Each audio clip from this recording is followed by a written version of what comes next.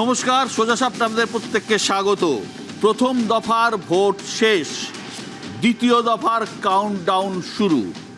Trinamool BJP দুপক্ষেরই দাবি প্রথম দফাতেই তারা আসনের সেঞ্চুরি করে ফেলেছে, আর দ্বিতীয় দফা হলেই টপকে যাবে 148-এর ম্যাজিক ফিগার।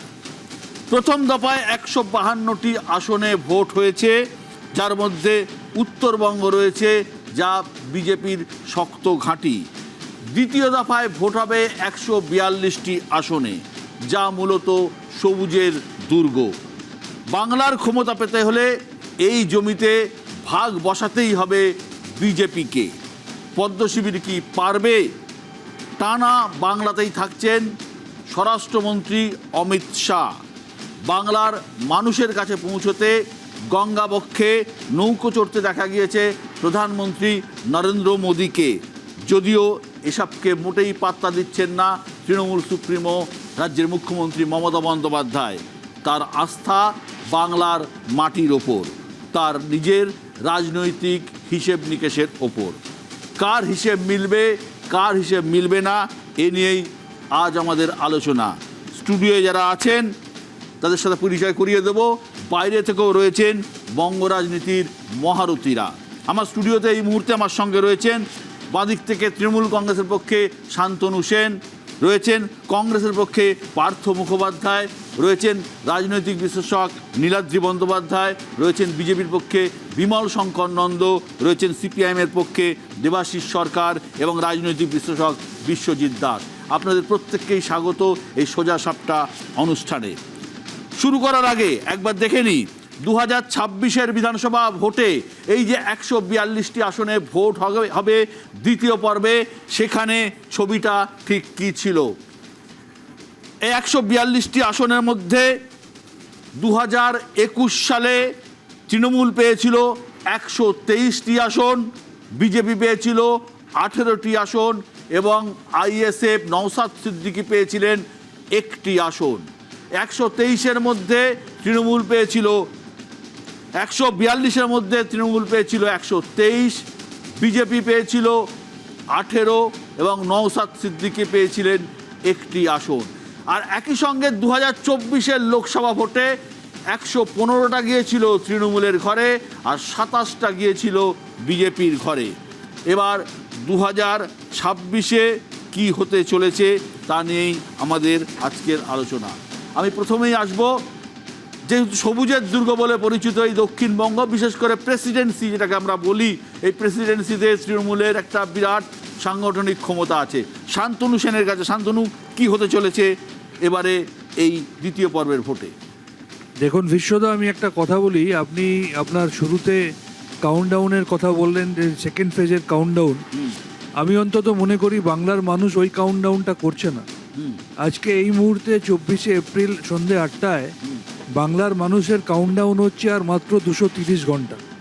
যদি ধরে নিই যে 4th মে মোটামুটি বেলা 11টা এবং 12টার মধ্যে সমস্ত কিছু প্রকাশ পেয়ে যাবে, সুতরাং বাংলার মানুষের কাউন্টডাউন হচ্ছে 230 ঘন্টা পরে মমতা বন্দ্যোপাধ্যায়ের নেতৃত্বে স্বৈরাচারী, স্বেচ্ছাচারী, ফ্যাসিস্ট, তুগলকি, হিটলারি, ব্যভিচারী, anti Bengal, anti Bengali, anti women এই বিজেপিকে যোগ্য জবাব দিয়ে চতুর্থবারের জন্য মুখ্যমন্ত্রী হওয়া এবং তৃণমূলের সরকার গঠন হওয়া খালি সময়ের অপেক্ষা। বিমল দাস শুধু সময়ের অপেক্ষা বলছেন তৃণমূলের শান্তনু সেন। ভালো লাগছে শান্তনুকে দেখে, অনেকদিন পরে দলে ফিরেছেন। আশা করি তৃণমূল হেরে যাবার পরে উনি তৃণমূলের হয়েই থাকবেন, কারণ তৃণমূল থাকছে না। খুব খারাপভাবেই ওনাকে তাড়ানো হয়েছিল দল থেকে, ফিরে এসছেন, ভালো লাগছে। আমি রাঘব চাড্ডা নই। যাই হোক, আপনি কোন চারটা বলতে পারবো না, তবে তৃণমূল আপনাকে যে তাড়িয়ে দিয়েছিল এটা তো ঠিকই। তাড়িয়ে দেয়নি, আমার দলের সিদ্ধান্ত শিরোধার্য। আপনি ফিরে এসেছেন। আমি পরিষ্কার বলি, উনি বিজেপি সম্পর্কে যে কথা বললেন, আমি তৃণমূল সম্পর্কে বলি, পলিটিক্যাল ভোকাবুলারিটাই তৃণমূল বদলে দিয়েছে। একটা দলকে যে আপামর জনসাধারণ চোর জোচ্চোর চিটিংবাজের দল বলে, সেটা একটা পশ্চিমবঙ্গের তৃণমূল কংগ্রেস প্রচার করে দিয়েছে। এই দল কি কি উপহার দিয়েছে?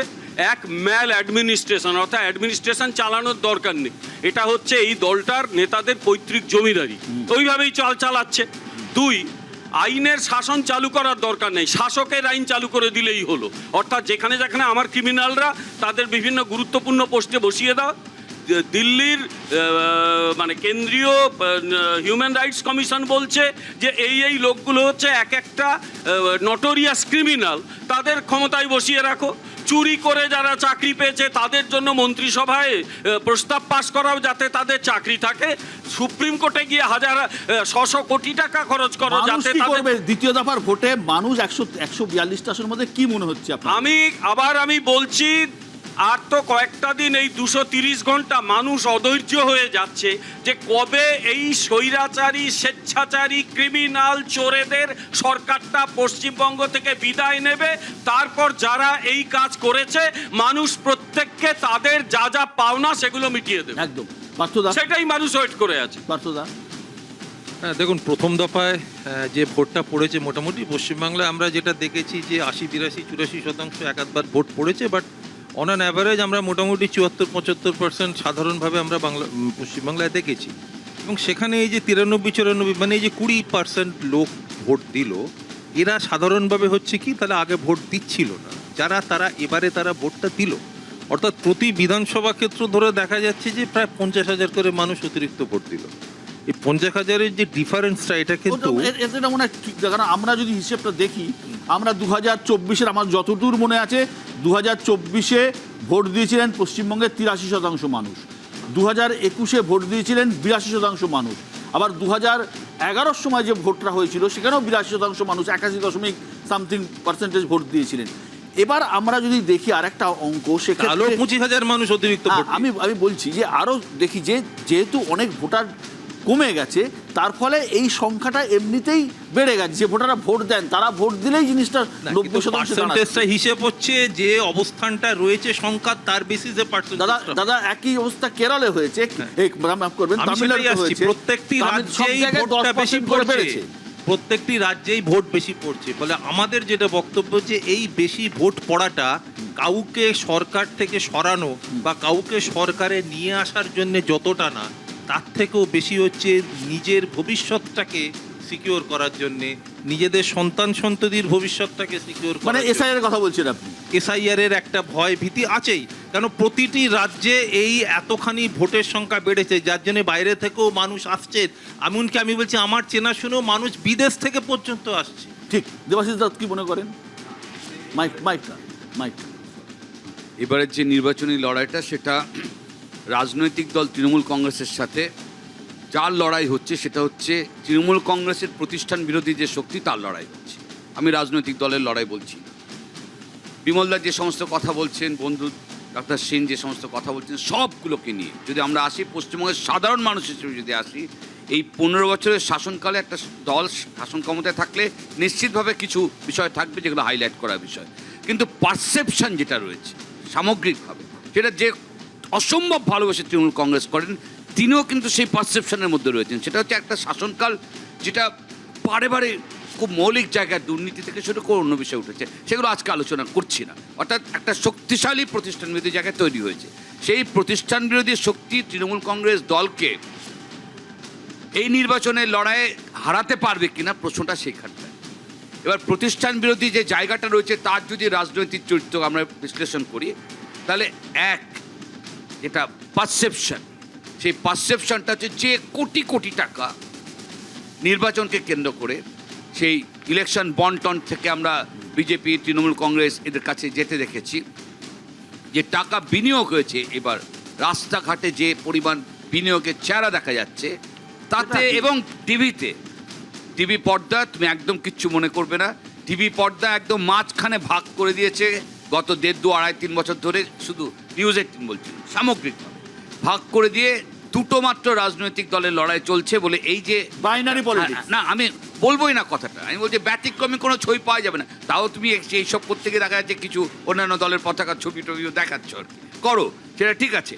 মূল কথা পারসেপশনের জায়গাটা, মানুষ যখন রাস্তা দিয়ে হেঁটে যাচ্ছে কি দেখছে, এই পারসেপশনের জায়গায় পয়সার ভিত্তিতে, পুঁজির ভিত্তিতে বিজেপি সাকসেসফুলি পারসেপশনের জায়গাটা প্রতিষ্ঠান একটা তৈরি করে। কিন্তু যখন মাটিতে যে রাজনৈতিক লড়াই, সেই লড়াইটা কিন্তু এটা মানতে হবে, সেটা চারে বোঝা যাবে যে বাম শূন্য জায়গা থেকে বিধানসভায় কাউন্ট, পার্সেন্টেজ অফ ভোট কত সেটাও আছে, কিন্তু তার একটা পুনরুত্থান হচ্ছে। বামের পুনরুত্থান হলে এই জায়গাটা কোথায় ইন্টারেস্টিং রাজনীতির জায়গা, এই যে প্রতিষ্ঠান বিরোধী শক্তিটা এটা কতটা ফ্র্যাকচার হচ্ছে তার উপর কিন্তু পুরো ফলাফল দাঁড়িয়ে একদম রয়েছে। বামেদের উপর বহু আসনে ফলাফল নির্ভর করছে, একদম সঠিক ঘটনা, সঠিক কথাই বলছি নীলাদ্রিদা।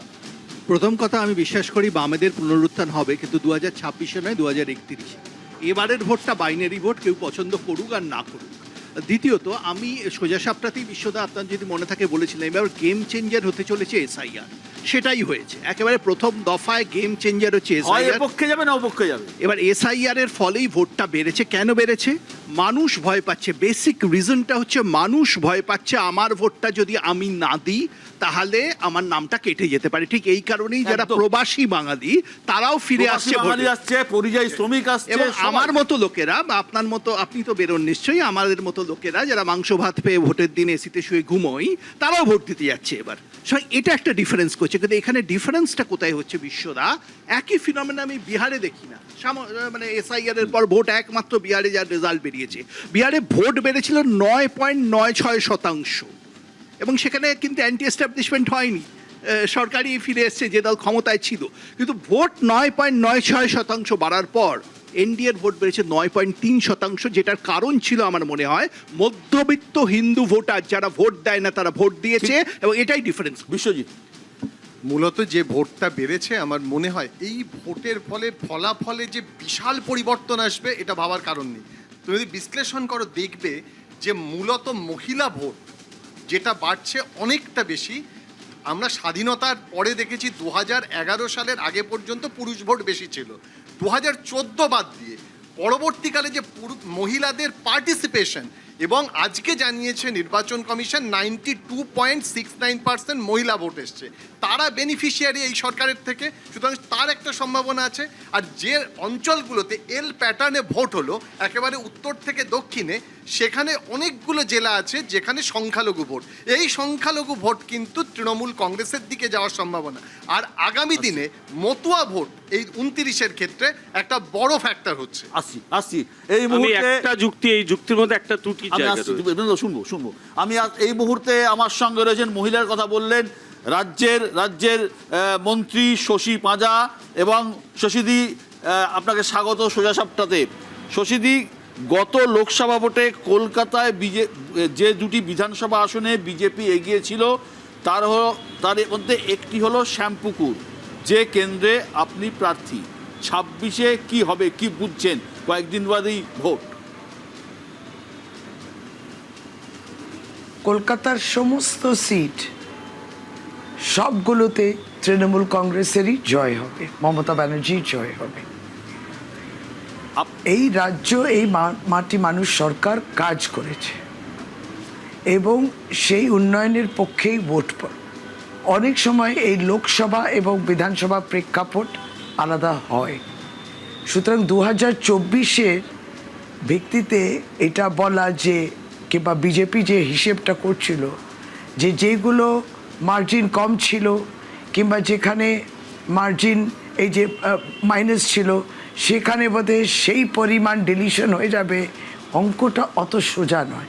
ডিলিশন করলে যে তারা জিতবেন এটা নয়। যাদের কথা বলছেন তারা মানে একজন প্রাণী, হিউম্যান ফ্যাক্টর, হ্যাঁ, মেশিন নয় যে আপনি অঙ্ক এদিক ওদিক করবেন।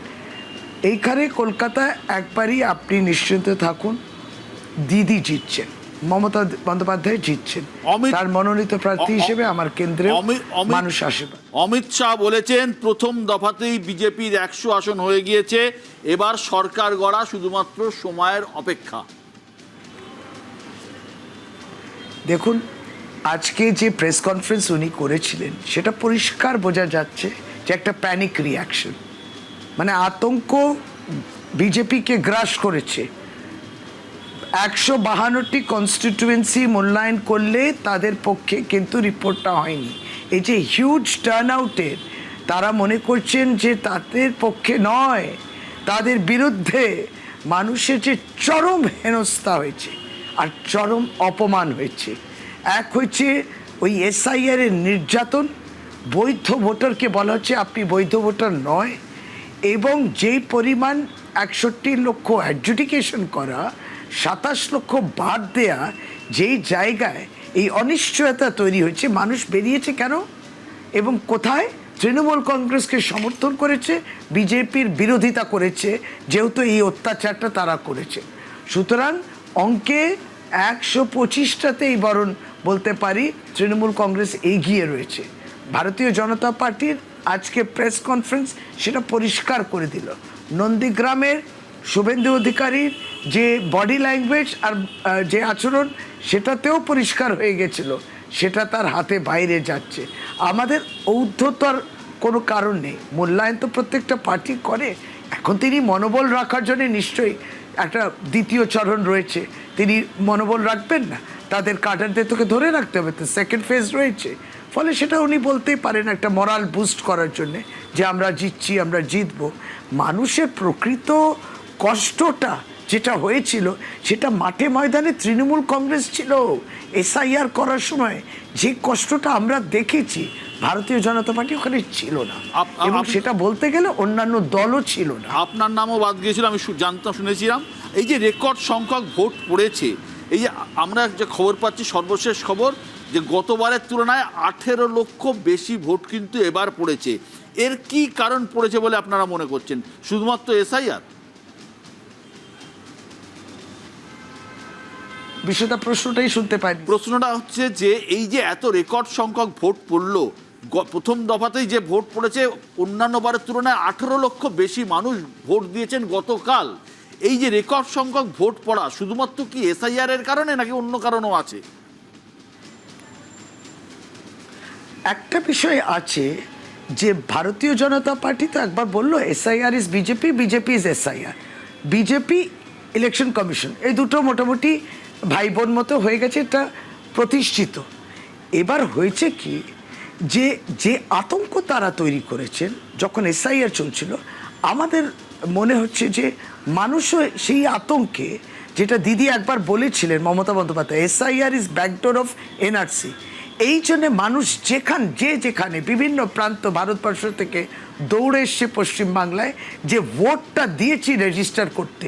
কারণ ভারতীয় জনতা পার্টিকে ভরসা করা যায় না, আগামী দিনে বলতে পারে আপনি ভোটের দিনে উপস্থিত ছিলেন না, আপনার নাম বাদ। এটা ভবিষ্যৎটা কেউ দেখেছে? কেউ দেখেছিল যে এই পরিমাণ নাম বাদ দিতে পারে ডিসএনফ্র্যাঞ্চাইজমেন্ট, যদি হাতে কাগজ থাকা সত্ত্বেও? এদের কাছ থেকে বেশি প্রত্যাশা রাখা যায় না। ফলে আগামী দিন যদি ইসিআই বলে তুমি ভোটের দিনে উপস্থিত ছিলে না তাই তোমাকে বাদ দিয়ে দেবো, সেই তাগিদে অনেক মানুষ রুটি রোজগার চাকরি ছেড়ে বোধহয় এখানে অবশ্যই উপস্থিত হয়েছেন, যার জন্যে এটা। আবারও বলি, তাদের পরিবারেও কয়েকজন বাদ গেছে, সুতরাং সেই প্রতিবাদও করছে, প্রতিবাদী ভোটও আছে এখানে, প্রতিবাদী ভোট। তাই জন্যে আপনি যেমন বলছেন যে অনেক মানুষ হয়তো বিগত দিনগুলোতে নানান কারণে পৌঁছতে পারতো না, তারা অসুস্থ থাকতো কিংবা কিছু, এখন সবাই যে ভোটটা গিয়ে দিয়ে আসি, ভরসা নেই এদের আগামী দিনে যদি নাম বাদ দিয়ে দেয়। অনেক অনেক এই ধন্যবাদ, আতঙ্কটা তারা তৈরি করেছেন। অনেক অনেক ধন্যবাদ শশীদি, এই প্রচারের একদম পিক আওয়ারে আপনি আমাদের সময় দিয়েছেন, অনেক ধন্যবাদ। বিমলদা, এসআইআর কি কোনো এফেক্ট ফেলবে আপনাদের? না, ওনাকে রাখলে ভালো হতো, ওনার সামনেই কথাটা বলতে পারতাম। প্যানিক রিয়াকশন কাকে বলে ওটা ওনাকে দেখে আমি বুঝতে পারলাম। কারণ আমি যতদূর জানি উনি স্কিন স্পেশালিস্ট বা এরকম কিছুটা হবেন। উনি যে সাইকিয়াট্রিক গবেষণা করছেন জানতাম না। কারণ শুভেন্দু অধিকারীকে দেখে ওনার মনে হলো শুভেন্দু অধিকারীও প্যানিক, ভয় পাচ্ছে। বিমলদা, ব্যক্তিগত আক্রমণ করবেন না, আমি একটা খারাপ কথাও বলেছি না, এর মধ্যে আমার কি কোনো স্ল্যাং কথা ব্যবহার করেছি? তাহলে আমি ব্যক্তিগত আক্রমণ তো করিনি। আমি ওনার কথার ভুলগুলো পয়েন্ট আউট করছি। বলুন বলুন বলুন। আমি ভদ্রভাবে কথা বলতে জানি, আমি 39 উত্থাপনা করেছি। বলুন বলুন বলুন। সুতরাং উনি যেভাবে কথা বলছেন প্যানিক রিয়াকশন ওটাই। আর সবচেয়ে বড় কথা, যে পয়েন্টটা আমরা ধরছি না, সেটা বিগত 2016 থেকে তৃণমূল ওইটাতে হাত পাকিয়েছে সিপিএম এর কাছ থেকে শেখা বিদ্যে। প্রত্যেক ইলেকশনে বিকেল 4টা থেকে মৃত ভোটাররা স্বর্গ থেকে নেমে আসতো, ভোট দিত। এবারে মৃত ভোটাররা তৃণমূলকে ত্যাগ করে আবার স্বর্গে ফিরে গেছে। ফলে মৃত ভোটার নেই, যারা ঘর ছেড়ে অন্য কোথাও থাকে তারা নেই, তৃণমূলও নেই। তৃণমূল শেষ, তৃণমূল শেষ হয়ে গেছে। যা আছে তৃণমূলের কবন্ধটা পড়ে আছে। এই কবন্ধ ঘুরে চড়ে বেড়াচ্ছে। কবন্ধ মানে মাথা কাটা বডি যখন ঘোরে, ওটাকে বাংলায় কবন্ধ বলে। এই কবন্ধ উল্টে যেতে বেশি টাইম লাগবে না, 230 ঘন্টা। 230 ঘন্টা। দেখুন, আমি আমার দলের নীতি মেনে বিমলদার প্রতি আমার ব্যক্তিগত শ্রদ্ধার জায়গাটা রেখে বলেছি, উনি ঠিকই বলেছেন। যে দলের স্বরাষ্ট্রমন্ত্রী একটা মহিলা মুখ্যমন্ত্রীকে এ দিদি বলে, সেই দলের একজন প্রতিনিধি এইভাবে একজন মহিলা মন্ত্রীকে এইভাবে বলবেন, এটা উনি খারাপ কি বলেছেন? আর বিমলবাবু বললেন যে তৃণমূল কংগ্রেসটা নাকি চোরেদের দল। আমি বলছি না, ভারতবর্ষের অর্থমন্ত্রীর স্বামী বলছে যে ইলেকটোরাল বন্ড হচ্ছে এ যাবৎ সব থেকে বড় আর্থিক কেলেঙ্কারি। পিএম কেয়ার ফান্ডের 13,600 কোটি টাকার কোনো হিসাব নেই। ভারতমালা প্রজেক্টের খরচা হয়ে গেল 100% বেশি। দ্বারকায় একটা রাস্তা তৈরি হলো যার বরাদ্দ ছিল পার কিলোমিটার 18 কোটি, সেখানে বিল হলো 250 কোটি। তারা আবার বড় বড় কথা বলছে। তিনি বলছেন অ্যাডমিনিস্ট্রেশনের কথা। আরে পুরো অ্যাডমিনিস্ট্রেশনটাকে তো আপনি কবজা করে রেখেছেন। বর্তমানে যিনি ইলেকশন কমিশনার হয়ে বসে আছেন জ্ঞানেশ কুমার, তিনি তো কোঅপারেশন ডিপার্টমেন্টের ভারতবর্ষের স্বরাষ্ট্রমন্ত্রীর প্রিন্সিপাল সেক্রেটারি ছিলেন। আপনারা তো এই খেলাটা 2023-এ শুরু করেছেন। আপনারা ইলেকশন কমিশন ফরমেশনের বিলটাই পাল্টে দিয়েছেন। এবং যেটা বলবো, আজকে আপনি ন্যাশনাল হিউম্যান রাইটস কমিশন বলুন বা উইমেন কমিশন বলুন, সেই পদে কোথাও কোনো রাজ্যের মহিলা নেত্রী বসে আছে, কোথাও কোনো রাজ্যের প্রাক্তন মুখ্যমন্ত্রীর ভাইপো বসে আছে। সমস্ত জায়গাটাকে আপনারা একদম, দখল একদম। করে না, রেখেছেন। ভাইপোটাকে আপনারাও গ্রহণ করেছেন, ভালো হয়েছে। ভাইপোটাই তো আপনাদের ব্যাপার। আমি শুধু একটা লাইন বলি, উনি আমার কথার মধ্যে কি খারাপ বুঝলেন জানি না, তবে আপনার নেতা নেত্রী ইনক্লুডিং আপনাদের শীর্ষ নেত্রী কথা বলার সময় এমন কিছু ভাষা প্রয়োগ করছেন যেগুলো শোনাতে গেলে ওই টেলিভিশনকে পি পি করতে হয়। আগামী দিনে লোকে আপনাদের কথা শুনে না, না, ওই না। পি পি হ্যাঁ, করবে। সেটা কথা আর কেউ শুনবে না আপনার ভাষা আপনারা বলেন। ধীরসদা, সেটা হচ্ছে আসলে উনি বোধহয় গতকাল শুনেছেন, উনি যাদের সাথে 1000 কোটি টাকা ডিল করেছেন তিনি এই পিপি দিতে হয় বলে সেই ধরনের কথা তিনি বলেছেন। জাস্ট একটা লাইন বলবো। বলুন না একটা লাইন। এখানে দীর্ঘদিনের সাংবাদিক তুমি রয়েছো, এটা আমাদের রাজ্যের, আমি দেশ ফেস বলছি না, আমাদের রাজ্যের এটা একটা মারাত্মক পলিটিক্যাল স্ট্রাগলের মধ্যে রাজনীতিটা রয়েছে। রাজনীতির চর্চাটা শুধু নির্বাচনের আগে 1-1.5 মাস নয়, রাজনীতির চর্চাটা সারা বছর ধরে যেটা হয়ে গেছে, তার মধ্যে মানুষ হারিয়ে গেছে। তার মধ্যে যেটা ডমিনেট করছে সেটা হচ্ছে শুধু জাতপাত নয়, কুভাষা। ভারতবর্ষে মাননীয় প্রধানমন্ত্রী যে ভাষায় কথা বলছেন, এটা কিন্তু একজন সাধারণ মানুষ হিসেবে কোথাও অসুবিধে হচ্ছে। রাজ্যের মাননীয় মুখ্যমন্ত্রী এবং তার যে পলিটিক্যাল স্ট্রাগল থেকে তিনি আজকে যে জায়গায় দাঁড়িয়ে রাজনীতি করছেন, তার কাছ থেকে যে ভাষায় পুরো কথাগুলো, পুরো সময়কাল জুড়ে যে কথা আসছে, বাচ্চা মানুষজন রাজনীতিতে হঠাৎ তাদের উত্থান ঘটেছে আঞ্চলিক দলের সর্বভারতীয় ক্ষেত্রে, তো সেইখানেও যে ভাষা প্রয়োগ করছেন, যে অ্যারোগেন্স, যে ঔদ্ধত্য, এইটা কিন্তু যে কোনো রাজনৈতিক দলের ক্ষেত্রে এবং রাজনীতিক আমি বুঝি না ভয়ঙ্কর। দেবাশিস বামপন্থীদের ভাষাগুলো না, কেন না, বুঝেছে। একদম মনে প্রমোদ আছে। দাশগুপ্ত থেকে একদম বিনয় মনে আছে, কোনার, 34 আবার আমি বছরের কিছু একটা বললে তোমরা ওই পি পি করে না, দেবে। না, কথা পি বলবে। করবো না, পেপাই চালাবো, ওগুলো যেন একটু মনে রাখো। 34 বছরের সময়কালে 2-3টে ইনসিডেন্টকে তুলে নিয়ে কথা হ্যাঁ, বলতে হচ্ছে পার্থদা, এবং পার্থদা, তারপর পার্থদা, party পার্থদা। press conference মাননীয় করেছে। প্রধানমন্ত্রী আরে, কারো please, সম্পর্কে please, একটা please, খারাপ কথা পার্থদা, বলেছেন প্রমাণ করে পার্থদা, দিতে please। পারলে আমি এখান থেকে উঠে চলে আচ্ছা, যাব। আচ্ছা, আচ্ছা। কখনো মাননীয় না, প্রধানমন্ত্রী please, একটা খারাপ কথা পার্থদা, বলেছেন ছোট করে, শুনলে ছোট করে। এখান না, থেকে না, উঠে যাবো। 95 উনি বলেন না। আপনার কাছে ছোট, ওই ছোট, হ্যাঁ, চুন পার্থদা, চুন কর, পার্থদা, চুন চুন পার্থদা, কর দেখ লুঙ্গা বা উল্টা করকে লটকা হ্যাঁ, दूंगा। উল্টা করকে লটকাতে হবে ক্রিমিনালকে, ভদ্রলোককে তো লটকানোর কথা উনি বলেন। এই মুহূর্তে আমার সঙ্গে রয়েছেন রাজ্যের শিক্ষামন্ত্রী ব্রাত্য বসু এবং কেন্দ্রীয় শিক্ষামন্ত্রী সুকান্ত মজুমদার। সুকান্ত দা কেমন আছেন? সুকান্ত দা কেমন আছেন? আমি সবসময় ভালো থাকি, আজও ভালো আছি। আগামীকালও ভালো ভোট কেমন হচ্ছে, কি বুঝছেন? আপনি তো ভবিষ্যৎবাণী করেছেন প্রথম দফায় 152টি আসনের মধ্যে বিজেপি 100টিতে জিতবে। কনফিডেন্ট? দেখুন, ভারতীয় জনতা পার্টি 100 ক্রস করে ফেলেছে প্রথম ফেজে। প্রথম ফেজে 100 ক্রস করে ফেলেছে। উত্তরবঙ্গ থেকে 40 খানার উপরে দেব।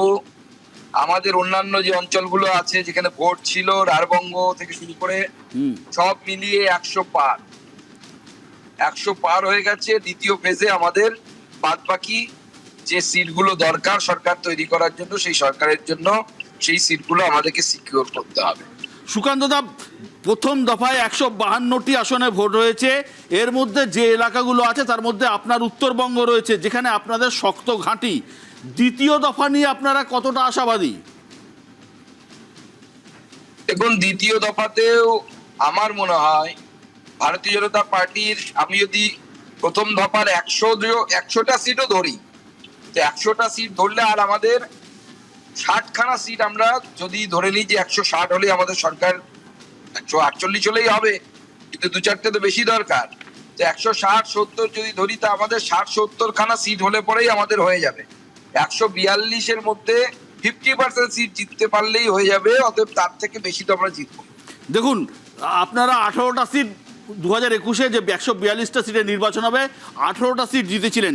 দক্ষিণবঙ্গে জিততে না পারলে কি, জমি তৈরি করতে না পারলে কি কোনোভাবে জয়ের সম্ভাবনা আছে বলে মনে হয় আপনার? দক্ষিণবঙ্গের পরিস্থিতিও অন্য। আমি আজকে সাউথ 24 পরগনাতে মাননীয় প্রধানমন্ত্রী তার র্যালিতে ছিলাম। আমি হাওড়ার আমতাতে এখন একটি রোড শো করে ফিরছি। মানুষের চোখ, মানুষের জয় শ্রীরাম ধ্বনি সব অন্যরকম কথা বলছে। মানুষ বলছে বিজেপি আসছে, কারণ বাঁচতে পারবে না তারা আগামী দিনে। তাহলে সবাইকে সবার বাড়ির সামনে, ইনক্লুডিং বিশ্ববাবুকেও, হরগোবিন্দ দাস, চন্দন দাস হয়ে নিজের বাড়ির সামনে পড়ে থাকতে হবে। আমার সঙ্গে ব্রাত্য রয়েছেন, ব্রাত্য সুকান্তদা বলছেন তারা ইতিমধ্যেই 100 আসনে জিতে গেছেন, শুধুমাত্র সময়ের অপেক্ষা।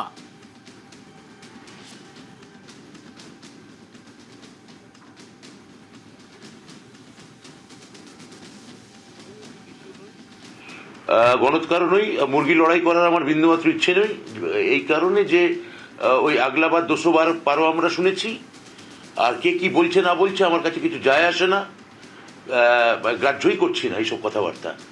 যেটা খুব পরিষ্কার, ওই আগলাবার 200 লোকসভায় আমরা 30 পেরিয়ে গেছি, হ্যানা তানা এইসব অনেক ডায়লগ শুনেছি, 12 গিয়ে ঠেকেছি, আর বিধানসভায় ঠেকেছিল 77। আমি বলছি যে এখন অবধি স্বাধীনতা উত্তর বিধানসভায়, পশ্চিমবঙ্গ বিধানসভায় হায়েস্ট সিট পেয়েছেন 1987 সালে লেফট ফ্রন্ট গভর্নমেন্ট 252টা।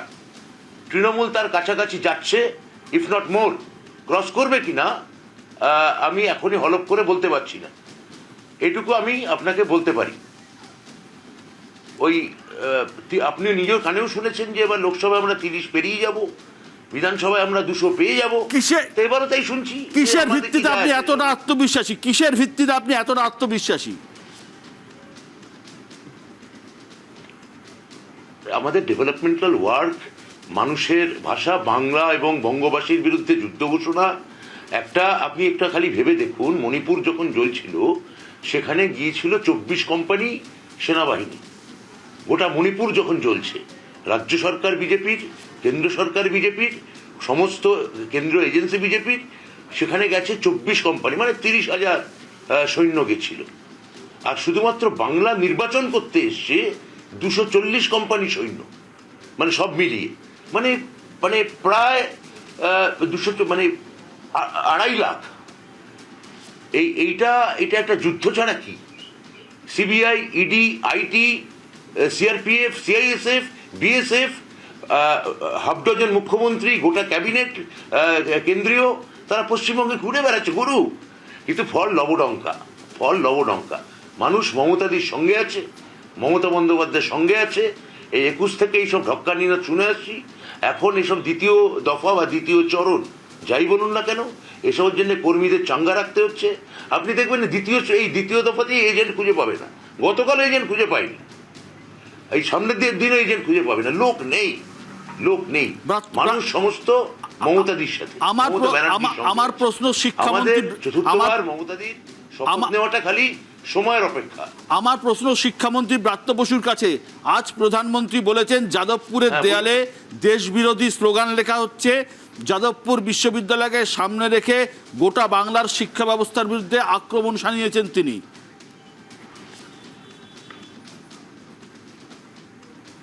এখন তো এটা একটা মুখ্যমন্ত্রী দুপুরে এটা নিয়ে একটা টুইট করেছেন, সেখানে মুখ্যমন্ত্রী বিশদে বলেছেন, জনসভাতেও বলেছেন। দেখুন, এটা হচ্ছে যে গোটা বাংলাই ওনার কাছে হচ্ছে, মনে রাখবেন, গোটা বাংলাটাই যে সেটা কেউ অন্য চিন্তাধারার হতে পারে, কেউ ওনার বিপক্ষের হতে পারে, কেউ পক্ষের হতে পারে, গোটা বাংলাটাই প্রধানমন্ত্রীর কাছে জেনে রাখবেন। এরা হচ্ছে টুকরে টুকরে জ্ঞান। গোটা বাংলাকেই ওরা একটা টুকরো টুকরো গ্যাং বলে মনে করে। কেন? বাংলায় চিন্তা আছে, চেতনা আছে, মনীষা আছে, ডিসকোর্স আছে, এবং মুখ্যমন্ত্রীর মতো প্রধানমন্ত্রীর মতো কেবলমাত্র মানে মনোরগে বাংলা বিশ্বাস করে না, একটা প্রেস কনফারেন্স করেন না যিনি, কেবলমাত্র মনোলগ করেন, বাংলার ডায়লগে বিশ্বাস করে, ডিসকোর্সে বিশ্বাস করে, সংলাপে বিশ্বাস করে।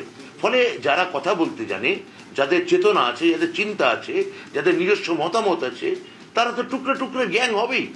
তা যাদবপুর এখানে অছিলা মাত্র। আসলে উনি বলতে চেয়েছেন যে বাংলার সমস্ত শিক্ষা প্রতিষ্ঠান কোনো না কোনো অর্থে টুকরে টুকরে গ্যাং, এবং গোটা বঙ্গদেশটাই টুকরে টুকরে গ্যাং।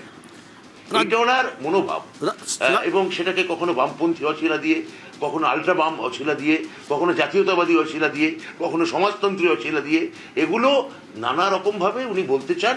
কিন্তু ওই মানে গঙ্গায় দূষণ পাননি, যমুনায় গেলেই দেখবেন দিল্লির দূষণ কি হারে বেড়েছে। সুকান্ত দা, এ নিয়ে আপনার মতামত কি? প্রধানমন্ত্রী যাদবপুর নিয়ে যেটা বলেছেন তা নিয়ে ইতিমধ্যে প্রচণ্ড বিতর্ক শুরু হয়ে গেছে রাজ্যের শিক্ষা মহলে। আপনি দেশের শিক্ষামন্ত্রী, শিক্ষা প্রতিমন্ত্রী, আপনার বক্তব্য কি? বিগত 2021-22 সালে NIRF র্যাঙ্কিং এ যাদবপুরের স্থান ছিল 12, এখন 18 বা তারও নিচে নেমে গেছে। যাদবপুরে কি হচ্ছে সংলাপ তো আমরা দেখতে পাচ্ছি। সংলাপ কিভাবে হয় আমরা কসবা ল কলেজে দেখেছি। কিভাবে মত বিনিময় হচ্ছিল তৃণমূল নেতার সাথে, ছাত্রীদেরকে মত বিনিময় করতে হচ্ছিল জামা কাপড় খুলে। এটাই তো বাংলার শিক্ষা ব্যবস্থা। 26,000-এর চাকরি চলে গেছে।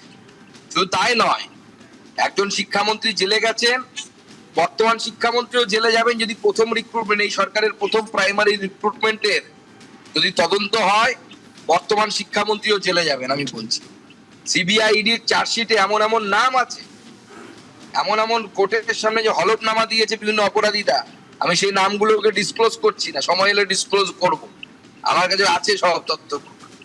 এই রাজ্যের শিক্ষা ব্যবস্থাকে ধ্বংস করেছে হচ্ছে তৃণমূল কংগ্রেস। ন্যাশনাল এডুকেশন পলিসিকে ইমপ্লিমেন্ট করা হচ্ছে না। আমাদের সরকার এক দেশ, ওয়ান নেশন, ওয়ান সাবস্ক্রিপশন নিয়ে এসছে। এটা কতটা গবেষণার জন্য জরুরি সেটা বোঝা দরকার। যাদবপুরের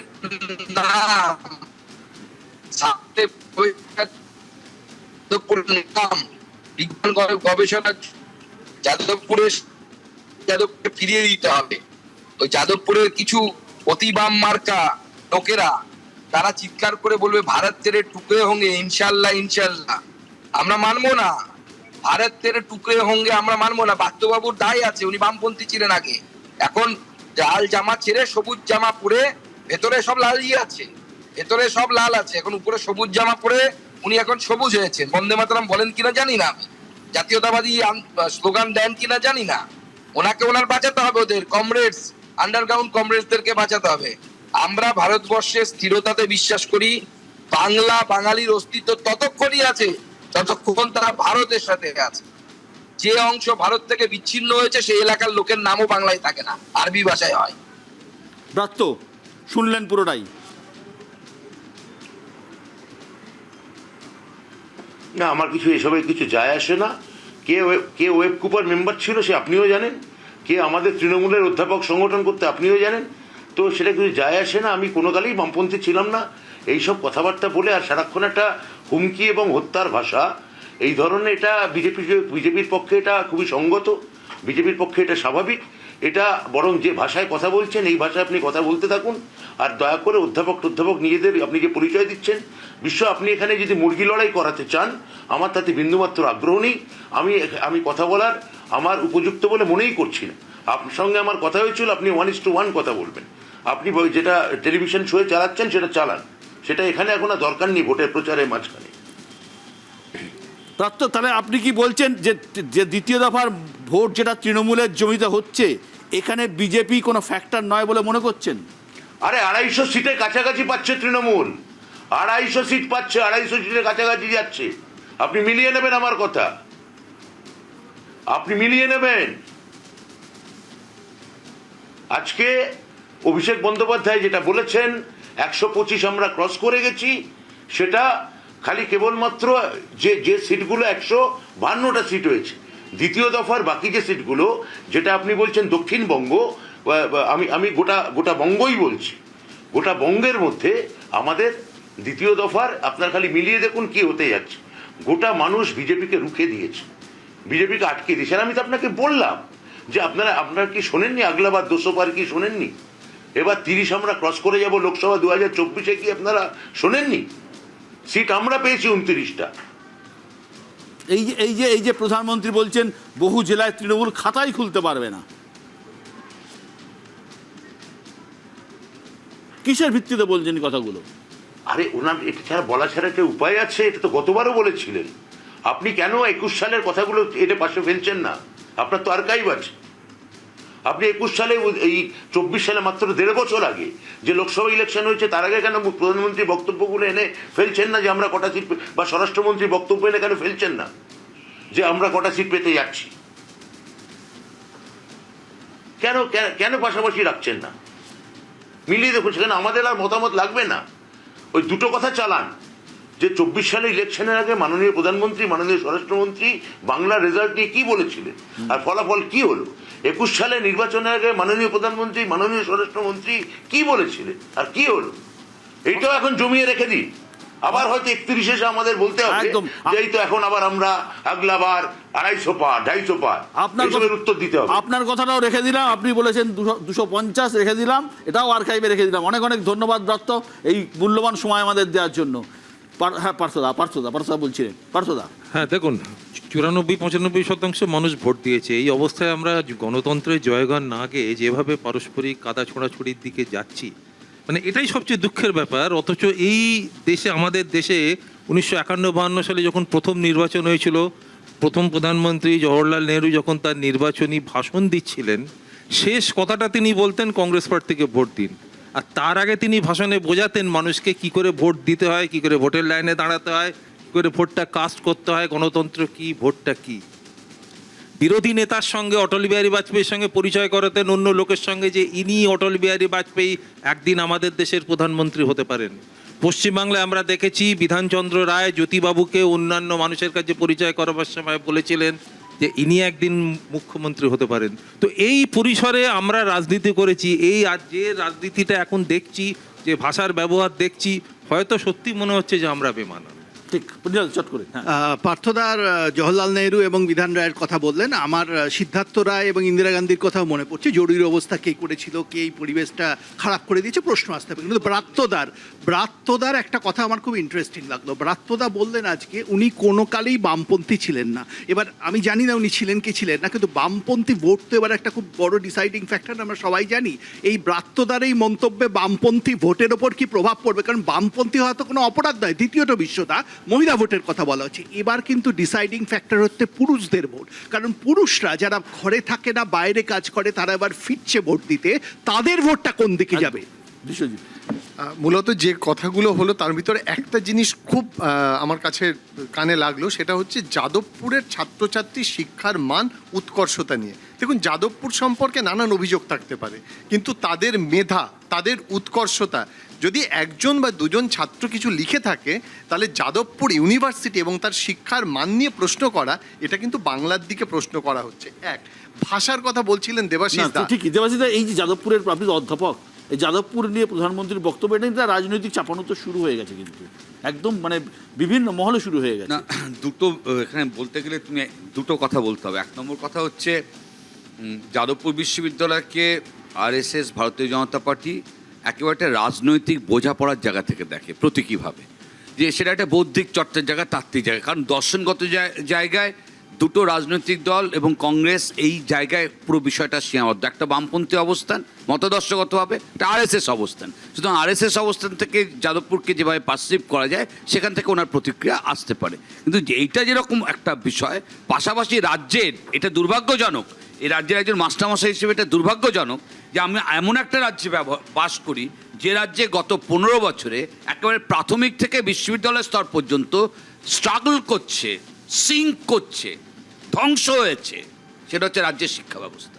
যে এই 15 বছর এই সময়কালে যদি একটা সেক্টর কোল্যাপস করে এবং দুর্নীতির শিকার হয়, এবং সেই দুর্নীতিটা এইমাত্র যে একটা ক্যাবিনেটকে বসে সিদ্ধান্ত নিতে হচ্ছে যে আমরা এই দুর্নীতিটাকে হজম করব কি করে, তার অফিসিয়াল সিদ্ধান্তটা ক্যাবিনেটকে নিতে হচ্ছে। এই রকম ঘটনা এখানেই দেখবেন কল্পনা করবার বাইরে, যেটা জিনিস এনাদের পছন্দ হয় না। ভারতীয় জনতা বিশ্বদা, পার্টি যে- কোনো বৌদ্ধিক জ্ঞানের জায়গা পছন্দ যে করে না। যাদবপুর এটা জামিয়া মিলিয়া হতে পারে, যাদবপুর কংগ্রেস- জওহরলাল নেহরু ইউনিভার্সিটি কংগ্রেস হতে পারে। বৌদ্ধিক জ্ঞান নিয়ে জ্ঞান দেবে, শ্রী অরবিন্দ এটা নিয়ে তো নামের আমাকে সাথে বলতেই জড়িত। হবে। যে যাদবপুর ইউনিভার্সিটি শ্রী অরবিন্দ নামের সাথে জড়িত, সেই যাদবপুর ইউনিভার্সিটিকে এইভাবে প্রকাশ্যে অপমান করে তিনি আরো একবার এবার আমাকে বাংলাকে বলতেই কি হবে। চোখে দেখেন সেটা বুঝিয়ে দিলেন। আর যেটা বলবো, আজকে ব্রাত্যদা বললেন যে বাংলার এই নির্বাচনে 2400 কোম্পানি সেন্ট্রাল ফোর্স এসছে।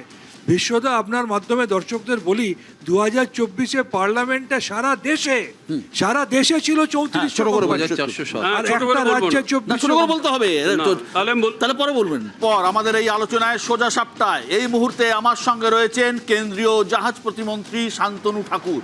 শান্তনু, আপনাকে স্বাগত সোজা সাপটায়।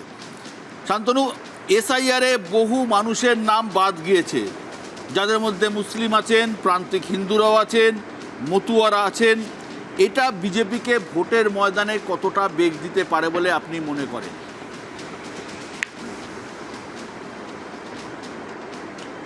দেখুন, এসআইআর একটা প্রক্রিয়া, যে প্রক্রিয়াটা ইলেকশন কমিশনের মাধ্যমে হয়েছে, এটাতে আমার মনে হয় না রাজনৈতিকভাবে কারুর কোনো লস বা লোকসান হবে। স্বাভাবিকভাবেই এসআইআর প্রক্রিয়াটা হওয়া উচিত এবং সমগ্র মানুষ এতে খুশি।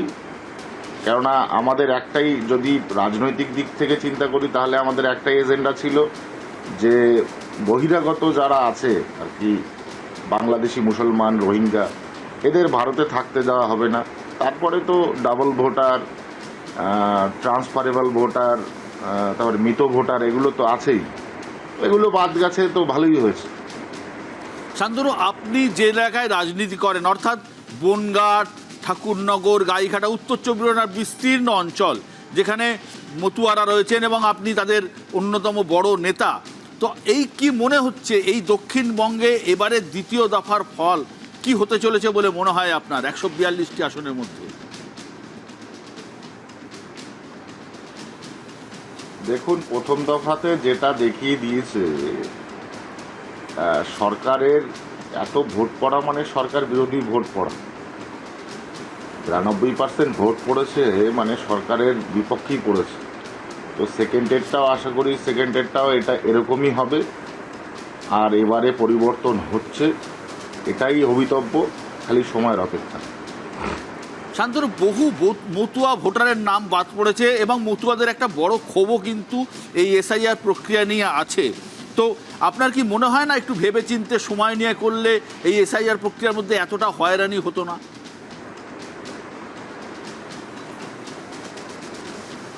আপনি একই কোশ্চেন আমাকে বারবার প্রশ্ন করছেন। আমি তো বলেই দিলাম, মতুয়াদের এতে কোনো রকম ক্ষোভ নেই। মতুয়ারা আনন্দিত যে ওপার বাংলার যেগুলো মুসলমান আছে, রোহিঙ্গা আছে, সেগুলোকে আগে এখান থেকে খেদাতে হবে। তার জন্য মতুয়ারা আনন্দিত, মতুয়ারা খুব ভালো আছে। মতুয়ারা বিজেপির পক্ষেই ভোট করেছে এবং আগামীতেও সেকেন্ড ফেজেও মতুয়াদের বিজেপির পক্ষেই ভোট করবে। তার মানে 21-এ দাপট আপনাদের রানাঘাট, বনগাঁ, বাগদা এলাকায় ছিল, 26-এও সেই একই দাপট বজায় থাকছে বলে আপনি আশাবাদী? আরও ভালোভাবে থাকবে, এবারে দাপটটা আরও বেশি মজবুত হবে। শান্তনু, এবারের ভোটে ঠাকুরবাড়ির সদস্যরা মুখোমুখি লড়াইয়ে, আপনার স্ত্রী সোমা ঠাকুর আর আপনার বোন মধুকন্যা ঠাকুর, কি হবে বাগদায়?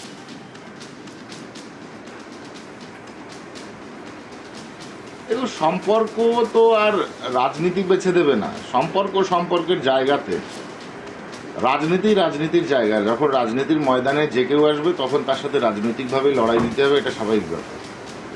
রিলেশন আছে, কি আছে তাতে। অনেক অনেক ধন্যবাদ শান্তনু আমাদের সঙ্গে থাকার জন্য, অনেক অনেক ধন্যবাদ। আমার সঙ্গে এই মুহূর্তে রয়েছেন, আমি একটু আলোচনা করব, মতুয়া নিয়ে আলোচনা করছি, পার্থদা। আপনি এই আপনার ব্যস্ত সময়ের মধ্যেও সময় দিয়েছেন, অনেক অনেক ধন্যবাদ। তার কারণ এই প্রচণ্ড প্রচারের ব্যস্ততা চলছে। পার্থদা, একটু আগে আমাদের এখানে আলোচনা হচ্ছিল, যে আলোচনায় কেন্দ্রীয় শিক্ষা প্রতিমন্ত্রী সুকান্ত মজুমদার ছিলেন, রাজ্যের শিক্ষামন্ত্রী ব্রাত্য বসু ছিলেন, এবং প্রধানমন্ত্রী যে যাদবপুর নিয়ে যে মন্তব্য সেই ইস্যু নিয়ে আমাদের আলোচনা ছিল। আমাদের গেস্টরাও এখানে কথা বলছিলেন সেটা নিয়ে। এই যাদবপুর নিয়ে যে মন্তব্য সেটা সম্বন্ধে একজন যাদবপুরের অধ্যাপক হিসেবে, একজন সিপিআইএম নেতাকর্মী হিসেবে আপনার বক্তব্য কী?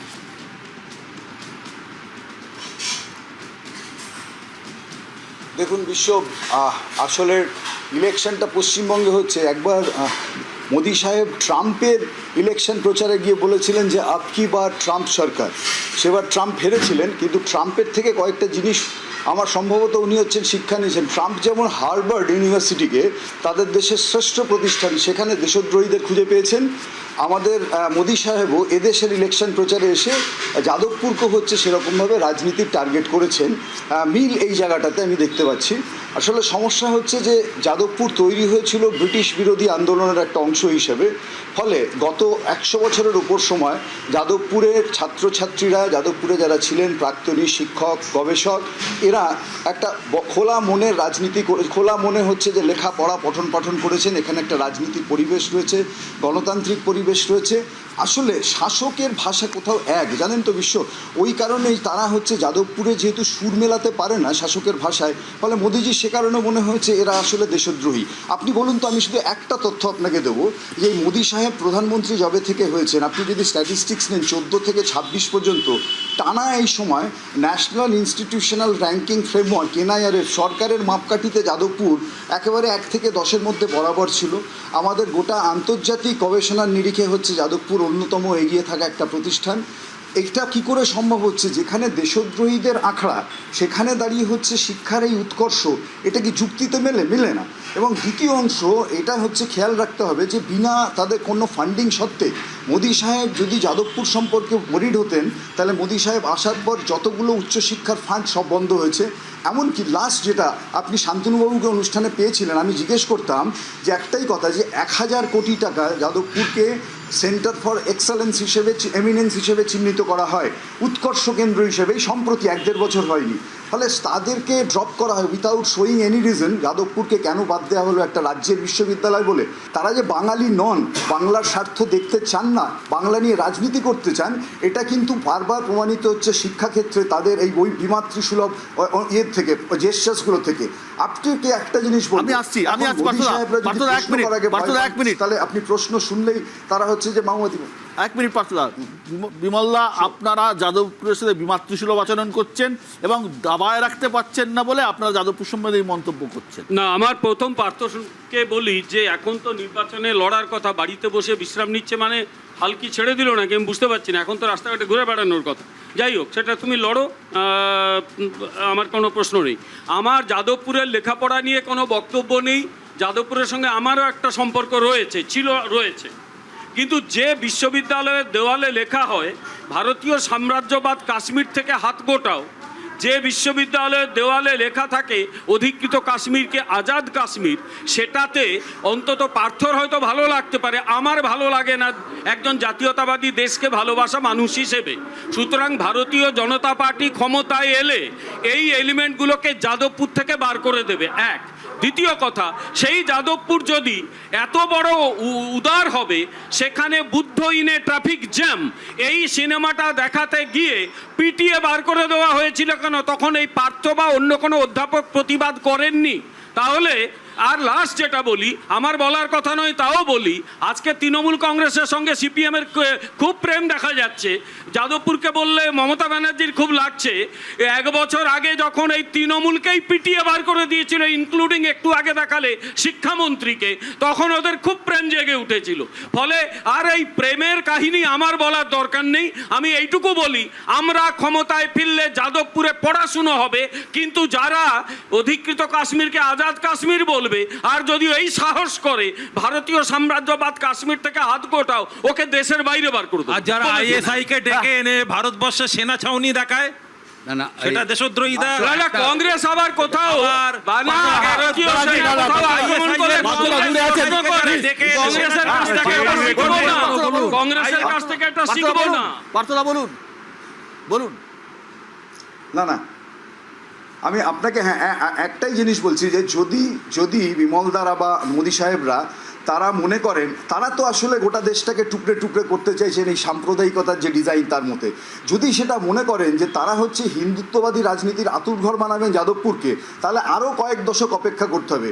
ইংরেজদের মুখের ওপর প্রশ্ন করে যাদবপুর বড় হয়েছে, বামফ্রন্ট ভুল করলে তার প্রশ্ন করে তৃণমূলের মুখের ওপর প্রশ্ন করে। মোদী সাহেব যদি মনে করেন যে আসলে, আরে মোদী সাহেবরা মনে করেন তাদের প্রথম বলতে হবে লেখাপড়া তুলে দেন। ওরা অমর্ত্য সেনের মতো মানুষকেও নালন্দা ইউনিভার্সিটি থেকে বার করে দিতে পারেন, কারণ তাদের নিয়ন্ত্রণের রাজনীতির হাতিয়ার যদি না হন। তারা গোটা দেশ দখল করছেন, সমস্ত প্রতিষ্ঠানগুলো। ওরা এই দখলদারি রাজনীতি থেকে শুরু করে নরেন্দ্র মোদী সবাই এক কথা বলে যায়। এই কারণে যে না লেখাপড়া, আবার বলছি যে আমাদের যাদবপুরে যদি সত্যি টুকরে টুকরে গ্যাং থাকতো এখানে, তাহলে প্রশ্ন হচ্ছে এই উৎকর্ষটা হচ্ছে কি করে? টুকরে গ্যাংয়েরা উৎকর্ষ করছে। আমি বলছি পলিটিক্যালি ফাইট করুন, যদি ফাইট করতে হয়। আমার দরকার ছিল না যে যাদবপুরকে রাজনীতির মধ্যে টেনে আনতে হচ্ছে। এতটা নিচে নামানোর দরকার ছিল না। আসল প্রশ্নের উত্তর কোথায় দিল? যে দেওয়ালে লেখা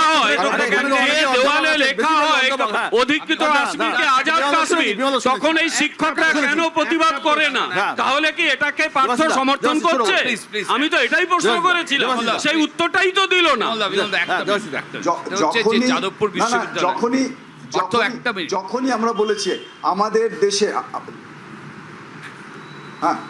একটা কথা বলছি, সেটা হচ্ছে যে দেখো ABVP JNU, RSS, BJP, JNU যে ধ্বংসলীলা রাজনীতির নাম করে হতে দেখেছি, যাদবপুরেও ঠিক একই রকম খিদে নিয়ে একটা অ্যাপ্রোচ এখানে কাজ করছে। জেএনইউ তেমনি, দুটো প্রতিষ্ঠানকে সামনে রেখে কথা বলছি। বিমলদা ভালো মতন সেটা জানেন যে প্রেসিডেন্সি বিশ্ববিদ্যালয়, যাদবপুর ইউনিভার্সিটি বা জেএনইউতে কোনো ছেলে বা মেয়েকে চান্স পেতে গেলে রাজনীতির প্যারামিটারটা বিচারের বিষয় থাকে না। মেধা শুরু এবং মেধা শেষ। এবং ওখানকার একজন মাস্টারমশাই হতে গেলেও ইরেসপেক্টিভ অফ রেজিম, যে কোনো রেজিমে, ওই প্রতিষ্ঠানে কোনো গবেষক হতে গেলে, ছাত্র হতে গেলে, মাস্টারমশাই হতে গেলে মেধাই শেষ কথা, মেধা শুরু মেধা শেষ। এবার ইনসিডেন্টালি সারা পৃথিবী জুড়ে কেন হার্ভার্ড হোক, অক্সফোর্ড হোক, বা ইউএসএ হোক, ইউকে হোক, সমস্ত জায়গায় যখনই কোনো শিক্ষা প্রতিষ্ঠানে মেধা চর্চা হয়, কেন সেখানে কি মুশকিল, সে মেধাবী হলেই বলবে ভারত তেরে টুকরে হোঙ্গে, ইনশাআল্লাহ ইনশাআল্লাহ। ডক্টর স্বপন দাশগুপ্ত যেই হোক না কেন, আমার প্রশ্ন, সে মেধাবী হলেই বলবে ভারত তেরে টুকরে হোঙ্গে, ইনশাআল্লাহ ইনশাআল্লাহ। ওই মেধাবী আমার দরকার নেই। আমরা ক্ষমতায় এলে এই টুকরে গেছিল গ্যাংকে শেষ করব, দেশ বিরোধী শক্তিকে শেষ করব, ফিরে গেছিল যেরকম ভাবে ধ্বংস করার চেষ্টা করা হয়েছিল। এই শিক্ষা প্রতিষ্ঠান যিনি বানিয়েছিলেন তিনি দেশ বিরোধীর আখড়া হিসেবে বানাননি। হ্যাঁ পার্থ বলুন, ছেড়ে দেবো পার্থ আগে। হ্যাঁ আমি আমি একটাই শব্দ বলবো যে বিশ্ববিদ্যালয় দেশের মাথা উঁচু করছে, মুখ রক্ষা করছে, আর সেই বিশ্ববিদ্যালয়ের মুখ পোড়ানোর জন্য দেশের প্রধানমন্ত্রী ইলেকশন ক্যাম্পেইন করছেন, এর চেয়ে দুর্ভাগ্যজনক ঘটনা রাজনীতির ইতিহাসে খুব কম ঘটেছে। আমি আবারও বলছি, বিমানদা যে প্রশ্ন করলেন, কোনো বিচ্ছিন্নতাবাদী আন্দোলন, কোনো দেশ বিরোধী স্লোগান, এটা আমরা কেউ অ্যালাউ করি না, কেউ আমরা মনে করি না, সেটা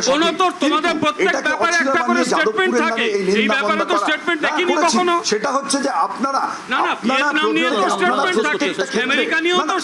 সিলেক্টিভ দৃষ্টি, আপনার চশমার পাওয়ার পাল্টে ফেলুন, আপনার চশমার পাওয়ার পাল্টান। আমি কোন স্টেটমেন্ট দেখিনি, আমি চ্যালেঞ্জ করছি, আমি চ্যালেঞ্জ করছি যে এর বিরুদ্ধে যদি আমাদের বিশ্ববিদ্যালয়ে দেশ বিরোধী কোনো আন্দোলন, সেটাকে কেউ সমর্থন করে না, শিক্ষক আন্দোলন কেউ করে না। আমি বহু বছর শিক্ষক আন্দোলন করেছি, আমরা এটাকে কখনো এলাও করিনি, আমরা এলাও করিনি। বলছি এই ধরনের কোনো প্রবণতা এলাও করিনি, ফলে সেই জন্যই বলছি। ফলে আজকের এই যে মেলাইন করা, আজকের একজন প্রধানমন্ত্রী মেলাইন করছেন, আমাদের মেলাইন করছেন একটা বিশ্ববিদ্যালয়কে, এটা খুব দরকার ছিল। আমি বলছি আবারও, ধন্যবাদ পার্থদা, অনেক ধন্যবাদ পার্থদা, এই মূল্যবান সময় দেওয়ার জন্য ধন্যবাদ। দেখুন বিশ্বদা, বাংলা বিদ্বেষী প্রধানমন্ত্রী বাংলার একটা প্রতিষ্ঠানকে যেভাবে অসম্মান করেছে তার জবাব বাংলার মানুষ দেবে। আমি একটা কথা বলি, আপনি শান্তনু ঠাকুরের একটা প্রতিক্রিয়া নিলেন, একটা বক্তব্য নিলেন, তো ওই শান্তনুর প্রতিক্রিয়াতে যদি এই শান্তনু কিছু না বলে তাহলে তো অসম্পূর্ণ। বলুন না শান্তনু। উনি যেটা বললেন যে উনি বললেন মথুয়ারা নাকি খুব খুশি আছে, যে মতুয়া সমাজের প্রত্যেকটা মানুষ জানে তাদের জন্য সবথেকে বেশি উন্নয়ন করেছেন মমতা ব্যানার্জি। প্রথম যে 58+5 63 লক্ষ মানুষের নাম বাদ গেছে, তাদের মধ্যে ম্যাক্সিমাম মতুয়া সম্প্রদায়ের মানুষ, তার জবাবটা তারা দিয়ে দেবে, নাম্বার 1। নাম্বার 2, বিজেপির টপ টু বটম সব নেতারা বারবার বলে যাচ্ছে বহিরাগত এবং রোহিঙ্গাদের বাদ দিতে হবে, তাই এসআইআর। তাহলে বিজেপির মদতপুষ্ট, বিজেপির অঙ্গুলিহরণে চলতে থাকা ভেনিস কুমার তথা জ্ঞানেশ কুমার তাহলে একটাও শ্বেতপত্র প্রকাশ করে কেন বলছেন না যে এই 93 লক্ষ মানুষের মধ্যে এতগুলো রোহিঙ্গা পেয়েছি বা এতগুলো বাংলাদেশি মুসলিম পেয়েছি? লাস্ট কথা, উনি বলেছেন পরিবর্তন হবে, আমি ওনার সাথে একমত। সেটা বাংলায় নয়, সেটা মমতা ব্যানার্জির হাত ধরে ভারতবর্ষ। আচ্ছা, প্রথম কথা, শিক্ষার উৎকর্ষতা নিয়ে যাদবপুরের কোনো প্রশ্ন নেই, কিন্তু আমরা শিক্ষার উৎকর্ষতার সাথে দেশদ্রোহিতার সম্পর্ক বুঝি। যারা দেশদ্রোহী হয় তারা খুব বোকা মানুষ হয়, প্রথম কথা। আচ্ছা, দ্বিতীয় কথা, আমি জানতাম তৃণমূল কংগ্রেস যাদবপুরে যে দেশদ্রোহিতা আছে তার বিরুদ্ধে অত্যন্ত ফার্ম স্ট্যান্ড নিয়েছে। আজকে কিন্তু একটা প্রশ্ন উঠে যাচ্ছে, না ব্রাত্য বসু করেছেন, ব্রাত্য বসু আক্রান্ত হয়েছেন, না সেটা ঠিক আছে, কিন্তু আজকে কি কোথাও সেই দেশদ্রোহিতাটাকে তৃণমূল কংগ্রেস সমর্থন করছে বামপন্থীদের ভোট পাওয়ার জন্য? এই প্রশ্নটা কিন্তু বাংলার মানুষ বিষয়। একেবারে যাদবপুর নিয়ে যখন কথা হচ্ছে, একটা জিনিস, যাদবপুর মুক্ত ভাবনার একটা জায়গা ছিল, কিন্তু একটা জিনিস দেখো, রাজনৈতিকভাবে এর মধ্যে প্রবেশ করার চেষ্টা হচ্ছে।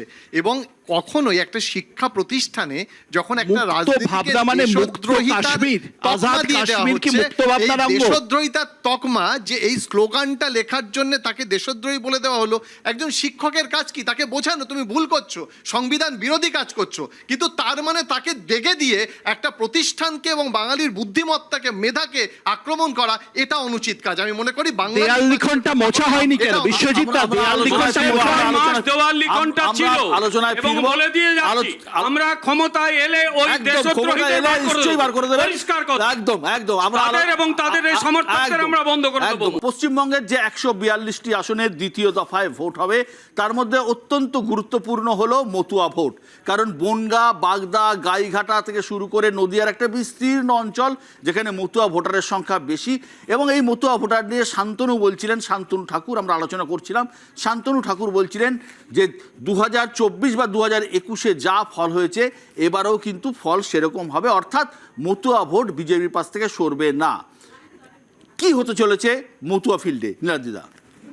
প্রথম কথা, আমি আগেও বলেছি, আবারও বলছি এই শোতে, যে তৃণমূলের সামনে একটা দারুণ সুযোগ ছিল মতুয়া ভোটটা পাওয়ার। কারণ অনেক মতুয়ার নাম বাদ গেছে, তারা তৃণমূলকেই হয়তো ভোট দিতেন, কিন্তু তৃণমূল সিএ এর মাধ্যমে মতুয়ার নাম ইনক্লুশনটা সমর্থন করলো না। কেন করলো না? কারণ বাংলাদেশি মুসলমানদের সিএ এর মাধ্যমে নাগরিকত্ব দেওয়া হলো না। এই মুসলমান তোষণের রাজনীতি করতে গিয়ে আজকে নদিয়ায়, যেখানে ভালো সম্ভাবনা ছিল, কার্যত হোয়াইট ওয়াশ হতে যাচ্ছে। আমার হিসেবে 17টার মধ্যে 14টা বিজেপি পাবে, অন্য ডিস্ট্রিক্ট ছেড়ে দিন। নদিয়া কিন্তু বিজেপি জিততে চলেছে তৃণমূলের এই মুসলমান তোষণের নীতি। কিন্তু নীলাদ্রিদা, আপনি রাজনৈতিক বিশ্লেষক, আপনি যদি বলেন যে 17টার মধ্যে 14টা বিজেপি পেতে পারে, কিন্তু নদিয়ার একটা বিস্তীর্ণ অঞ্চল হিন্দু অধ্যুষিত যেখানে মতুয়ারা আছে, আর একটা বিস্তীর্ণ অঞ্চল করিমপুর থেকে শুরু করে যেটা সম্পূর্ণ মুসলমান অধ্যুষিত। না একটা কনসলিডেশন, হিন্দু ভোট মতুয়া অন্তত ওখানকার 17টা সিটের মধ্যে অন্তত 7টা সিট কমপ্লিটলি মাইনরিটি ডোমিনেটেড। সেখানেও হিন্দু মাইনরিটি ওরিয়েন্টেড, 50% বেশি মাইনরিটি হলে অন্য গল্প, কিন্তু বেশি মাইনরিটি আছে, সাতটায় নেই। আমি তাহলে সেখানে হিন্দু ভোট কনসলিডেশন একটা হচ্ছে। আপনার হয়তো মনে আছে রায়গঞ্জের কথা, লোকসভায় বলছি, 2019-এ বিজেপি জিতেছিল, তার কারণ হচ্ছে হিন্দু ভোট কনসলিডেট করেছিল, মুসলমান ভোটটা দুভাগ হয়ে গেছিল। এখানেও একটা সম্ভাবনা আছে বিশ্বদা, যে মুসলমানদের মধ্যে অনেকটা তৃণমূল সম্বন্ধে একটা রাগ, তারা হয়তো ভোট দেবে অনেকে। আমি পশ্চিমবঙ্গকে বলে রাখছি, ভারতবর্ষের যে রাজনৈতিক ইতিহাস, ভারতবর্ষের রাজনৈতিক ইতিহাস বলছে ভারতবর্ষে 60% বেশি হিন্দু কনসোলিডেশন কখনো কিন্তু হয়নি। এটা ভারতবর্ষের রাজনৈতিক ইতিহাস। এবার একটা ব্যতিক্রম হতে চলেছে আমার মনে হয়, তার কারণ হচ্ছে যে হিন্দুরা ভোট দিত না অথচ সাপোর্ট করতো আমাদের মতো মানুষেরা, তারা এবার রোদ্দুরে গিয়ে ভোটটা দিত। এবার আমি একটু বলি, নীলাদ্রিদার জায়গা থেকে বলি, যে যেখানে বলছিল যে হিন্দুরা ভোট দিতে যাচ্ছে তার কারণ তৃণমূলের বিরোধী হিসাবে, সেটা নয়। হিন্দুরা ভোট দিতে যাচ্ছে তাদের ভোটাধিকার থাকবে কিনা তাই। আর আমি আপনাকে বলি বিশ্বদা, আমি নিজে নহাটা, গাইঘাটা, শিমুরালি, বনগা, বাগদা, কারণ আমার বাড়ি চাঁদপাড়া। আমি ওখানে গিয়ে কথা বলেছি এই এসআইআর এর পরে। আমি জানি না নীলাদ্রিদা গেছেন কিনা, কথা বলেছেন কিনা, কি করে এত আত্মবিশ্বাস নিয়ে বলছেন যে এই ভোটটা ওখানে যাওয়ার সম্ভাবনা ছিল, যাবে না। মিলিয়ে নেবেন তার কারণ বিশ্বজিৎ দা, মেলানো তো পলিটিক্যাল অ্যাস্ট্রোলজি, আমি সেটা বলছি, আমি লজিকটা বলছি।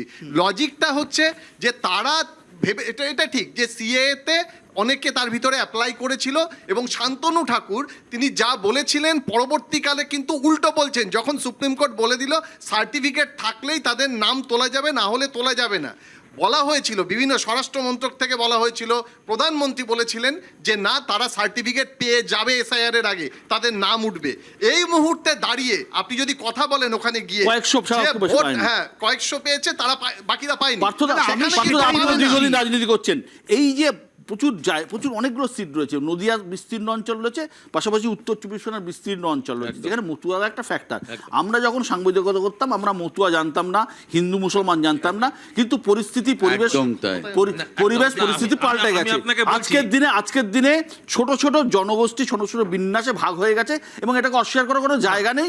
আজকের রাজনীতি আগের থেকে আলাদা, সুতরাং মতুয়া নিয়ে আলোচনা আমাদের করতেই হচ্ছে। পার্থদা বলুন। দেখুন, আজ থেকে বছর 30 আগে বাংলা মানে ভারতবর্ষে ফুটবল খেলা একটা কথা এসেছিল, ডায়মন্ড সিস্টেম। মানে আমি অমল দত্তর হাত ধরে আমি একটা গোল খাবো, কিন্তু 3-4টে গোল দেবো, অ্যাটাক। হ্যাঁ, এইখানে যেটা আমরা দেখলাম এবারে নির্বাচনের প্রাককালে, শান্তনু ঠাকুর বললেন যে 2 লক্ষ মতুয়ার নাম বাদ যায় যাক, তার বদলে যদি 20 লক্ষ মুসলমানের নাম আমরা বাদ দেওয়াতে পারি, এটা আমাদের অনেক কাজে দেবে। কত বড় ভয়ঙ্কর কথা! একজন দেশের একজন মন্ত্রী তিনি একথা বলছেন যে 2 লক্ষ মানুষ, কেন তারা কি স্যাক্রিফিশিয়াল গোট, বলির পাঁঠা, যে 20 লক্ষ ওই নাম বাদের জন্য তাদের 2 লক্ষ নাম বাদ যাবে? সেই মানুষগুলো জবাব দেবে। এই পোলারাইজেশনটা কিন্তু হেল্প করবে বিজেপি। মানে যে কথাটা আপনি বলছেন ঠিক। দেবাশিসদা, না, আসলে এই জিনিসটা কিন্তু ভয়ঙ্কর ক্ষতিকর, মানে সমাজ জীবনের ক্ষেত্রে। কারণ সিএ নিয়ে প্রচুর বিতর্ক হয়েছে। এই সিএ নিয়ে আলোচনা করবার যখন আমরা করছি এনআরসি সিএ, তখন কিন্তু আমরা টাইম ফ্রেমেও আমাদের আলোচনা করতে হবে। রাজ্যের বর্তমান মাননীয় মুখ্যমন্ত্রী সাংসদ হিসেবে সংসদে কি কথা বলেছিলেন একই ইস্যুতে, আজকে সে কথাগুলো পাল্টে যাচ্ছে। আবার বিজেপির রাজ্যের রাজনীতি, দেশের রাজনীতি, সেক্ষেত্রেও কিন্তু ফারাক আছে। ভোটে কতটা এফেক্ট? দেখো, একটা কথা হচ্ছে ক্ষতবিক্ষত হয়েছে, কোনো রকম রাজনীতির জায়গা থেকে বলছি না, ওই সমাজ ক্ষতবিক্ষত হয়েছে। এসআইআর এর মাধ্যমে ন্যাচারাল এলিমিনেশন যা হওয়ার, সেটা তো হওয়ার কথা ছিল ভারতবর্ষের সংবিধানের নিয়ম অনুসারে, কিন্তু আমরা তো দেখলাম এখানে বিজেপি দায়িত্ব নিয়ে নিল সেটা, এই প্রসেসটাকে। আবার সিএ ইস্যুতে তৃণমূল কংগ্রেস দায়িত্ব নিয়ে নিল, মানে ইলেকশন কমিশনের দায়টা বিজেপি নিজের ঘাড়ে নিয়ে নিল। এই জায়গাটায় যে রাজনীতিটা হয়ে গেল, ফলে আমি বলছি যে সমাজটা রক্তাক্ত হয়েছে। এবার এই রক্তাক্ত সমাজের মানুষ নিশ্চয়ই তার মতন করে রায় বেছে নেবে। কিন্তু নদিয়া, আমি এখানে তোমার সাথে একমত যে নদিয়া থেকে কিন্তু কেউ যদি একতরফা হিন্দু সমাজ, হিন্দু ভোট বলে বোঝে, তাহলে একেবারে জনবিন্যাস বোঝার ভুল হচ্ছে। নদিয়াতে কিন্তু দুর্ভাগ্যজনক ওইভাবে বলতে হচ্ছে কথা, কমিউনাল ফ্যাক্টর কাজ করবে, মতুয়া সমাজে কাজ করবে, এবং এগুলোর মাধ্যমে কিন্তু শেষমেশ ফলাফল নির্ধারিত। একদম। খুব ধন্যবাদ তোমাকে জানাচ্ছি বিশ্ব। আমি যে ইস্যুটাতে ঢুকতে চাইনি তুমি ঢুকিয়ে দিলে আমাকে, দারুণ, খুব ধন্যবাদ তোমাকে। তুমি নীলাদ্রির কথার উত্তরে বললে যে নদিয়াতে এতগুলো মুসলিম প্রধান অধ্যুষিত সিট আছে, বিজেপি কি করে পাবে? অর্থাৎ তুমি ধরে নিলে মুসলিমরা বিজেপিকে ভোট দেয় না। আমি উল্টোটা বলবো, তাহলে হিন্দুরা তো বিজেপিকে ভোট দিতে পারে। আমি মুসলিমরা বিজেপিকে ভোট দেয় না এই লজিকটা মানছি না। বিজেপি তো বলেছে, আমি শেষ করি, সবকা সাথ সবকা বিকাশ আমরা মানি, কিন্তু তোমার লজিক ধরেই বলছি যে হিন্দুরা যদি বিজেপিকে ভোট দেয়, এবং এবারে হিন্দুদের ভোটের হার যা বেড়েছে, তাহলে 4 তারিখেই দেখে নেবে এই মমতা ব্যানার্জিকে হিন্দুরা কি করবে, হিন্দুদেরও যা ক্ষতি করে দিয়েছে। এবার আসল কথায় আসি, মতুয়াদের ইস্যুটা গুরুত্বপূর্ণ এই কারণে, কারণ মতুয়ারা নাগরিকত্ব চেয়েছিলেন, এবং সেই নাগরিকত্ব দেওয়া উচিত। ওটা মমতা ব্যানার্জি এবং মুকুল রায় নিজে গিয়ে ধর্মতলার একটা সভায় বলে এসেছিলেন। সিপিএম এর নেতা বিমান বসু সম্ভবত ছিলেন, কারণ ওই সভাটা আমি সেদিন নিজে দেখেছিলাম, নিজের চোখে তখন সভাগুলো দেখতাম। এবং মতুয়ারা বলেছিলেন এইভাবে আমাদের ভোটার লিস্টে নাম ওঠা মানে নাগরিকতা নয়। বড় মা বীণাপাণি দেবী সেই সভায় ছিলেন, সবাই পিছিয়েছে। বিজেপি বলেছে হ্যাঁ আপনাদের আমরা নাগরিকত্ব দেব, নাগরিকত্ব দিয়েছে। এবং যারা এই নাগরিকত্ব চেয়েছেন, তারা প্রত্যেকে নাগরিকত্ব পেয়েছেন। দুর্ভাগ্যবশত একটা ছোট অংশ এই তৃণমূলের কাণ্ড কারখানার জন্য, ওদের ভুল বোঝানোর জন্য তারা নাগরিকত্ব অ্যাপ্লাই একদম, করেননি। এখন তারা ভুল বুঝেছেন, অ্যাপ্লাই করছেন।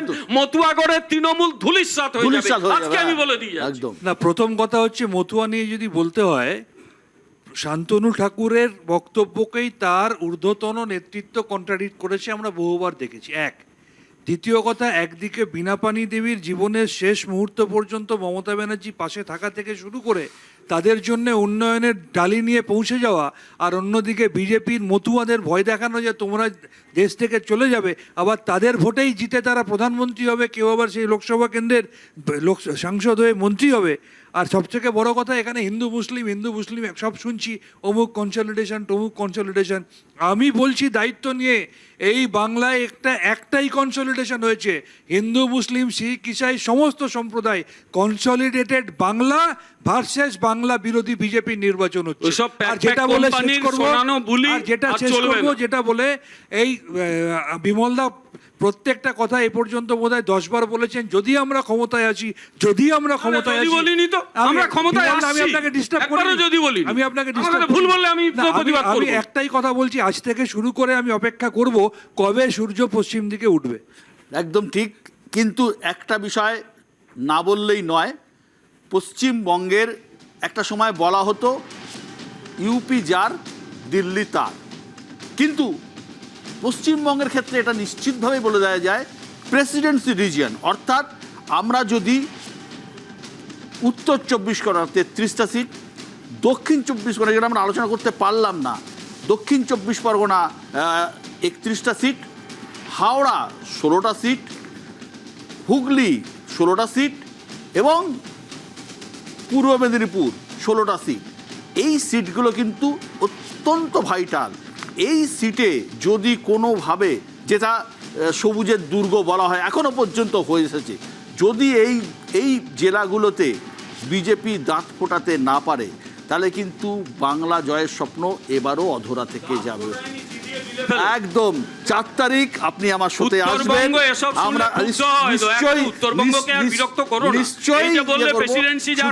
শুধুমাত্র উত্তরবঙ্গের নম্বর দিয়ে তো পশ্চিমবঙ্গ কুর্সিতে বসা যাবে না, এটা নিশ্চিত। দক্ষিণবঙ্গের এই আসনগুলো, এই জেলাগুলো অত্যন্ত ভাইটাল, যেখানে 100-র উপর আসন রয়েছে। আমরা অপেক্ষা করব 4 তারিখের জন্য, অপেক্ষা করব 29 তারিখের